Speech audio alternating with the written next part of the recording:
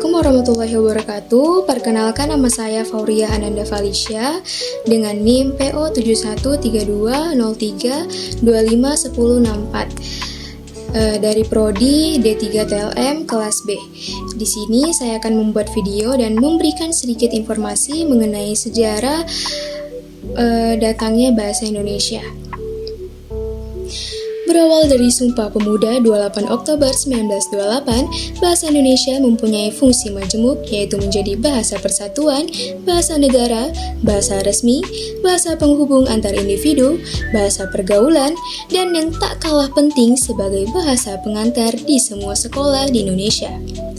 Bangsa Indonesia dilatar belakangi oleh beratus-ratus suku bangsa yang masing-masing mempunyai bahasa. Dalam Alek 2019 halaman 9 disebutkan bahwa penamaan bahasa Indonesia diambil saat Kongres Nasional kedua di Jakarta sebagai bahasa untuk negara Indonesia pasca kemerdekaan. Soekarno tidak memilih bahasanya sendiri, Jawa, yang sebenarnya juga bahasa mayoritas pada saat itu. Namun, beliau memilih bahasa Indonesia yang beliau dasarkan dari bahasa Melayu yang dituturkan di Riau. Lebih lanjut, disampaikan Rahayu tahun 2009 halaman 7 bahwa bahasa kita yang dinamai bahasa Indonesia berasal dari bahasa Melayu, yaitu salah satu bahasa daerah di bumi Nusantara ini.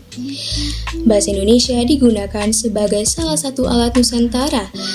Bahasa Indonesia digunakan sebagai salah satu alat untuk mempersatukan bangsa yang bersuku-suku, mengusir para penjajah, serta meraih kemerdekaan. Selanjutnya, bahasa ini digunakan berbagai kehidupan secara luas.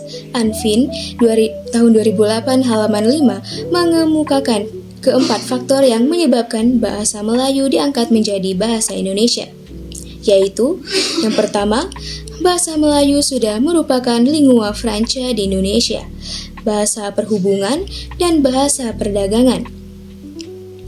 Kemudian yang kedua, sistem bahasa Melayu sederhana dan mudah dipelajari karena dalam bahasa Melayu tidak dikenal tingkatan bahasa seperti dalam bahasa Jawa, yaitu ngoko dan kromo, atau dalam bahasa Sunda kasar atau lemas, atau perbedaan bahasa kasar dan halus.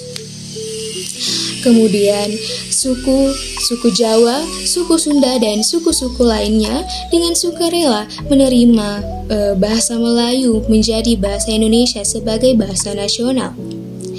Kemudian yang keempat, bahasa Melayu mempunyai kesanggupan untuk dipakai sebagai tamasya kebudayaan dalam arti yang sangat luas. Baik, sekian informasi dari saya. Mohon maaf jika banyak kurangnya. Terima kasih. Wassalamualaikum warahmatullahi wabarakatuh.